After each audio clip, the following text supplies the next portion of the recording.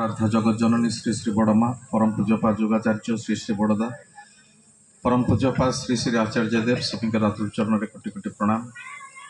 उपस्थित पवित्र पांजधरी सम्मान्य कर्मी मंडली कल्याण माँ मैंने इष्ट प्राण गुरुभद्र मंडली साधु सज्जन समस्त मोर प्रीति श्रद्धा जयगुरु निवेदन करे। आज सत्संगर उद्देश्य आम जानिले कल्याण श्रीकांत और सुभद्रार शुभ परिणय परमदाल रातुल चरण दाम्पत्य जीवन मधुमेह हो उठू सुदीर्घ जीवी हूँ इष्टवायी हूँ एवं ईश्वरंकर महती इच्छा पूर्ण व्रती हूँ जय प्रार्थना। मुसिंह भाई परिवार तथा उपस्थित प्रति प्रत्येक शांति सत्य आनंदर अधिकारी हूँ जय प्रार्थना। विवाहटा हूँ मनीषर सर्वशेष संस्कार। मनीष को प्रकृत मनीष रूपांतरित करने मनीष भितर सृष्टि होता अवगुण गुड़ा को बाहर करने संस्कार व्यवस्था कराई। कारण जन्म समय आमर विभिन्न रकम अवगुण थाए ताकू बाहर करने विभिन्न स्टेज रे आमर केतोटे संस्कार आर्य ऋषि मान विधान देइछंती। ठाकुर जाकू 10टी सीमित कर देइछंती मिसेइकरी ता भितर एटा होची श्रेष्ठ सर्वश्रेष्ठ संस्कार। कारण एटारे ईश्वरंकर इच्छा पूर्ण हुए ईश्वरंकर सृष्टि सुंदर हुए। भाईना कहते विवाह दुईटी मुख्यतः दुईटी उद्देश्य पूर्ण करे उद्वर्धन एवं सुप्रजनन। गोटे पुरुष जो जन्म हुए से अनेक गुड़े दैव गुण नहीं आसे ता भीतर अवगुण गुड़िक थाए। ये विवाह बंधन में बांधी हमार उद्देश्य होची नारी हूँ एमती गोटे शक्ति। नारी को आम शक्ति कहू अग्नि कहू।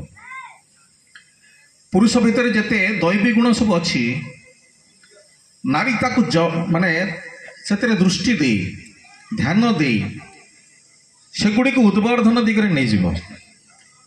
कारण यहाँ कहुच्छी प्रत्येक सफल पुरुष पक्षरे जड़े नारीर हाथ अच्छे। जिते व्यक्ति सारा विश्व में सफल होती जो दिगु होना कहीं ता पछरे जड़े नारीर प्रेरणा निश्चित भाव में थी से पुरुष विवाह करे। पुरुष विवाह करे ना भूल कहले पुरुष पाणी ग्रहण करे। विवाह पाणी ग्रहण लेखा हुए आमर पुरुष पाणी ग्रहण करे। नारी बिना जीवन पुरुषर जीवन संपूर्ण हो पारे नाही। पुरुषर जावतीय रकमर उन्नति जागतिक दुनियार उन्नति हो आध्यात्मिक दुनियार उन्नति हो एगुड़िक नारी हाथ से बाहा बेदी नारी हाथ बढ़े दिए पुरुष हाथ में हाथ को छंदी दि जाए। आम गोटे मौजिया कर देचु हाथ गंटी पड़ो हाथ गंटी फिटा हम विभिन्न जिनस करदे जो जिनसटाक अत्यंत वैज्ञानिक जिनस ऋषि माने जहाँ प्रणयन करिसंती आर्य विधान अत्यंत वैज्ञानिक सम्मत प्रत्येक जिनस। गोटे स्त्री तार हाथ बढ़े दूची ये हाथ हूँ कर्मर प्रतीक। तम भितर थिबा समस्त योग्यता को मु आहुरी आहुरी बढ़ई नेबी। तम भितर थिबा समस्त अयोग्यता को मु निरसन करिबी। तम भितर थिबा अवगुण गुड़ा को मुझे विन्यास करदेवी गुण रे। एथिपाई आरंभ हुए पूर्व प्रस्तुति। प्रत्येक काम रे आम जो काम करूना कहीं जड़े माँ भात रांधुंट ता पूर्व से प्रस्तुत करती हांडीटा को माजती चाउल धुअंती चाउल परिष्कार करती पानी दियंती हांडी रे गैस लगाती केतोटे प्रस्तुति अच्छी। चाउल बाछंती चाउल गोड़ी न बाछिले भातटा सुस्वादु हुए ना। जिते दामी चाउल हो जदि पत्थर रहा गोड़ी रहा ताले ता सुस्वादु हम ना आमको आनंद दब ना। भाईना शेष आनंद कथाटी कहते से आनंद कथाटी कहूँ। प्रत्येकटा जिनसर गोटे पूर्व प्रस्तुति अच्छी एवं जिनसर जो कामटा करने जाऊँच तार गांभीर्य जेते तार प्रस्तुति से बहुत आगुरी। तेणु विवाह कर बहुत आगुरी पुओ झील उभय निजर जीवन को बुझा उचित। स्वामी माने कौन हजबैंड माने कौन वाइफ माने कौन ठाकुर इंग्लिश रे बाणी देइछन मेसेज रे, मु तार ओडियाटा कहूची। हजबैंडर योग्यता कौन हम? ठाकुर कहते तार जे लव लॉर्ड, तार जे प्रेमिक पुरुष, तार जे इष्ट प्रेष्ठ, तांको प्रति प्रथमे अनुगति नहीं पुरुषर जाबतीय धर्म से आहरण करिबो, योग्यता अर्जन करिबो। पुरुष भितर रही पूरण करिबार प्रवृत्ति, से पूर्ण प्रवण हो उठिब, रोजगार क्षम हो उठिब, बलिष्ठ चेहरा, बलिष्ठ व्यक्तित्व, एवं से जो कर्म करुथिब ता इष्ट अनुमोदित कर्म होइथिब, जोटरे ठाकुर खुशी हुंती, जोतरे इष्ट खुशी हुंती, जोतरे निज सह परिवेशर मंगल होथिब, से भली कर्म करिबारे अभ्यस्त हब एवं कौनसी रकम अकर्म कुकर्म से लिप्त हब नाही। एमती करी से योग्य हो उठिब, रोजगार क्षम हो उठिब एवं प्रत्येकटी दुख एवं सुख रे स्त्रीर जो स्वार्थ अच्छी तार से स्वार्थरू ताको वंचित करी विच्छेद आणिब नाही।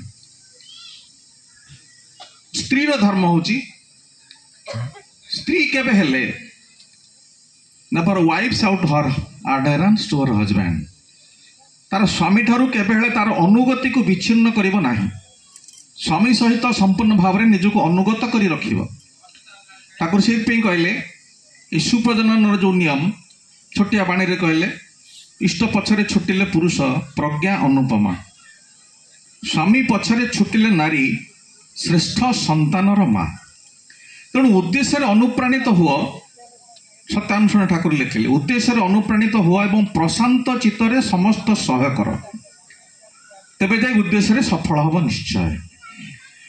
तेणु उद्देश्यटा हूँ स्वामी इष्ट केन्द्रिक हे, इष्टों पछरे धाइबे, स्त्री तांको समस्त जिनस जोगेदेव, इष्टों पछरे जीवाई तांकर पथ रोध करिब नाही, कारण इष्ट पथरे गले ही स्वामींकर तांको परिवेश सहित समस्तंकर मंगल हब। तेणु स्त्री आसे स्वामी सहित धर्म पालन करने, तेणु से सहधर्मिणी हुए। बेले बेले देखा जाए स्वामीर दुर्गुण गुड़ाक नहीं स्त्री से विषाक्त हो उठे, यह नुहे।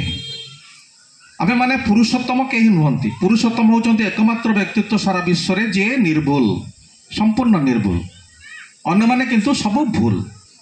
भूल भितरे समस्त भूल भितरे ठीक मध्य अच्छी, प्रत्येक व्यक्ति विशेषकर गुण रे चरित्र रे गुण अच्छी, अवगुण मध्य अच्छी। स्त्रीर धर्म होची पुरुष भितर थिबा समस्त गुण गुड़ को ताकू बाहर करी आनिब, ताकू आरो उत्साहित करी से दिगरे पुरुष को अनुप्रेरित करिब। कौनसी समय ठाकुर से बाणी देले स्वामी दोष झील धरबू नाही, कहबुनी ताकू खुंटा दे, अंतर रे तृप्ति दे, सुधारी नेबू सबू मिले। स्वामी दोष धरिले कौन हुए, यार सब कारण जानिबा उचित। जो कारण जानिबा एटा होची जो पूर्व प्रस्तुतिर कथा कहूतिली, कन्याटी मध्य से भली भाव रे तार जे भविष्यत जीवन, तार जे नारी जीवन सार्थक हब सुमातृत्व रे, सुजातक सु संतान को जन्म देले गोटे नारीर जन्म सार्थक होची। तापई कौन कौन करणीय से सही भाव में निजक प्रस्तुत करिवो, पाठ पढ़ा निश्चित करिवो। ठाकुर कहते शिक्षित हवा निश्चित दरकार, शिक्षा लाभ करने उचित, किंतु ता सहित विद्यालय विश्वविद्यालय शिक्षा सहित मार जो विश्वविद्यालय अर्थात परिवार, माँ सहित मिसी झीटी परिवार रे तार बयस अनुक्रमे जो बयस रे से जहाँ करिपारे करिबा संभव, से समस्त जिनस जमी पटु ही चली एपरिकी झील मैंने अनेक व्रत उपवास करती जोटा आजिकल कमिगला, भविष्य जीवन अत्यंत आवश्यक जिनस। बेले बेले एमती अवस्था आसे समस्ते खाई सारा खायापी किसी न थाए, आम ये जो विश्व ब्रह्मांडर श्रेष्ठ दंपति को रखी सामने पूजा करी सत्संग करुँच, ये होती ज्वलंत उदाहरण। श्री श्री बड़मा समस्ते खाई सारा परे से खाद्य ग्रहण करुले, बेले बेले खायापाई माने प्रथम गोटे बाटुला थी खायापाई पाटिकी नौथे, कहीं जदि आसी कहे माँ ठाकुर पठई आनंद बजार किसी प्रसाद दिंतु, ମାଙ୍କର ହାତଟା ହଠାତ୍ ବନ୍ଦ ହେଇଯାଉଥିଲା, ପାଟି ପାଖକୁ ଯାଉନଥିଲା। ସେ ବାଟଟା ନେଇ ଦେଇ ଦେଉଥିଲେ ଏବଂ ଉପବାସ ରହୁଥିଲେ, ପାଣି ପିଇକି ରହୁଥିଲେ। ଏଇଟା କେମିତି ସମ୍ଭବ ହେବ? ଗୋଟେ ଝିଅ ଯଦି ତାର କୁମାରୀ ଅବସ୍ଥାରୁ ଏଥିରେ ନିଜକୁ ପ୍ରସ୍ତୁତ ନ କରେ ଆଗରୁ, ସେଥିପାଇଁ କହୁଥିଲି ପୂର୍ବ ପ୍ରସ୍ତୁତି। ଆଜିକାଲି ଝିଅମାନେ ଭୟ କରି ଯାଉଛନ୍ତି ଶ୍ୱଶୁର ଘରେ, ଝିଅମାନଙ୍କ ଉପରେ ଯେଉଁ ଚାପ ପଡ଼ୁଛି ଭୟ କରି ଯାଉଛି। ତାର ମୂଳ କାରଣ ହେଉଛି ସେଥିରେ ଅଭ୍ୟସ୍ତ ନୁହନ୍ତି। ମା ମାନେ ଝିଅମାନଙ୍କୁ ଏଥିପାଇଁ ଅଭ୍ୟସ୍ତ କରୁନାହାନ୍ତି। ତେବେ ଯାହା ହଉ, କେତେ ଗୁଡ଼ିଏ ବିଧାନ ଆମର ଅଛି। ଆମର ବୈଦିକ ବିଧାନରେ ଆପଣ ଜାଣିଥିବେ, କଲ୍ୟାଣ ସୁଭଦ୍ରା ତ ଗ୍ରାମାଞ୍ଚଳର ଝିଅ, ବାହା ହେବା ପୂର୍ବରୁ ତାକୁ ଗୋଟେ ଝିଅ ଡାକରା ହେଇଥିବ। ଏ ଭିତରେ କେତେ ବିଜ୍ଞାନ ଅଛି ଆମେ ଜାଣିବା। ଝିଅ ଡାକରା କାହିଁକି କରାଯାଏ ଏବଂ ତାକୁ ଆମେ ବିକୃତ କରିଦେଇଛନ୍ତି କାହିଁକି ନା ମୂଳ କାରଣ ଜାଣନ୍ତି ନାହିଁ, ଉଦ୍ଦେଶ୍ୟଟା ଆମେ ଜାଣନ୍ତି ନାହିଁ। ଉଦ୍ଦେଶ୍ୟରେ ଅନୁପ୍ରାଣିତ କେମିତି ହେବା, ଝିଅ ଡାକରାଟା କେତେ ବିରାଟ ଜିନିଷ ତାକୁ ଆମେ ବୁଝନ୍ତି ନାହିଁ। ମାମୁଁ ଘର, ଅଜା ଘର, ମଉସା ଘର, ପିଇସା ଘର, ଯେତେ ବନ୍ଧୁବାନ୍ଧବ ଡାକନ୍ତି। ବିବାହ କିଛି ଦିନ ଥିବ ଡାକନ୍ତି, କାରଣ ଝିଅଟା ବାହା ହେଇକି ଚାଲିଯିବ। ଡାକିବା ଭିତରେ ତାର ଉଦ୍ଦେଶ୍ୟଟା କ'ଣ? ଉଦ୍ଦେଶ୍ୟ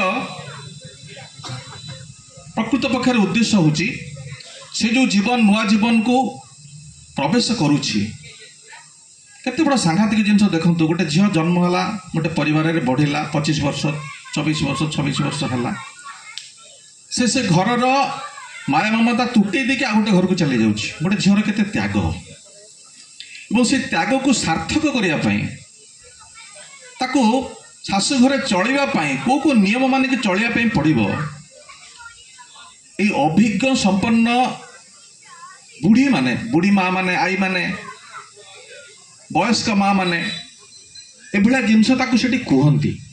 যে তোরাণী খাই যায় বলে কুহতি, তোরাণী তো খাଏ নাই, তাকে খুয়াই খুয়াই অখাদ্য সব খুয়াই খুয়াই তাকে বিষাক্ত করে দিয়ନ୍ତି। তবে এই ভিতরে রয়েছে এই জিনিস, ସେମାନେ ନିଜର ପାରିବାରିକ ଜୀବନର ଅଭିଜ୍ଞତାକୁ ଝିଅ ଆଗରେ ବଖାଣନ୍ତି। କେଉଁଭଳି ଅବସ୍ଥାରେ କେମିତି ଚଳିବା ପାଇଁ ହୁଏ, କେମିତି ଚଳିଲେ ଘର ପରିବାରକୁ ସେ ନିଜର କରିପାରିବ ଏବଂ ସୁନା ବୋହୂ ହେଇ ଉଠିପାରିବ। ଶ୍ରୀ ଶ୍ରୀ ଲକ୍ଷ୍ମୀ ମା ଯେତେବେଳେ ବିବାହ କରି ପାଇଁ ଆସୁଛନ୍ତି, ଆଈ ମା ତାଙ୍କୁ 3ଟା ଜିନିଷ କହିଲେ। ଜାଣେ ନା ପାରେ ନା ନାହିଁ ତ ଘରେ, ଏ 3 କଥାକୁ ଦେବତା ଡରେ। ତୁ ନାତୁଣୀ କେବେ ହେଲେ 3ଟା କଥା କହିବ ନାହିଁ, ମୁଁ ଜାଣିନି, ମୁଁ ପାରିବିନି, ମୋ ଘରେ ନାହିଁ। ଏ 3ଟା କଥା କେବେ କହିବନି। ମା ତାକୁ ପାଳିଛନ୍ତି। ବହୁତ ଥର ଅପ୍ରସ୍ତୁତ ହେଇଛନ୍ତି, ନିନ୍ଦିତ ହେଇଛନ୍ତି, କାରଣ ଜାଣେ ନାହିଁ ବୋଲି କହିବେ ନାହିଁ, ଜାଣିଛି ବୋଲି କୁହନ୍ତି। କରିବା ପାଇଁ ଯେତେବେଳେ ଯାଇଛନ୍ତି ସବୁ ଜିନିଷ ବିଭ୍ରାଟ କରିଦେଇଛନ୍ତି। କ୍ଷୀରି କରିବା ପାଇଁ ଯାଇକରି ସବୁ କ୍ଷୀର ଫିର ସବୁ ପକେଇକି ତା ପୁଣି ଗାଳି ଦେଇଛନ୍ତି, ଯାଉ କରିଦେଇଛନ୍ତି। ଏବଂ ଯେଉଁ ଗାଳି ଖାଇଛନ୍ତି ଶାଶୁ ମାଙ୍କ ଠାରୁ ତାକୁ ସହିଛନ୍ତି। ଆଈ ମା ଏ 3ଟା ଜିନିଷ କହିଥିଲେ, ମା ତାକୁ ପାଳନ କରିଛନ୍ତି ଜୀବନ ସାରା। ମୋ ଘରେ ନାହିଁ ବୋଲି କେବେ କହିନାହାନ୍ତି। ତାକୁ ପଠେଇଛନ୍ତି ଜଣେ ମୁସଲମାନ କେଉଟକୁ, ତା ପୁଅର ରୋଗ ହେଇଛି, ବଡ଼ବୋଉ ପାଖକୁ ଯା। ଆସିଛନ୍ତି, ମାଙ୍କ ପାଖରେ ପଇସା ପତ୍ର କିଛି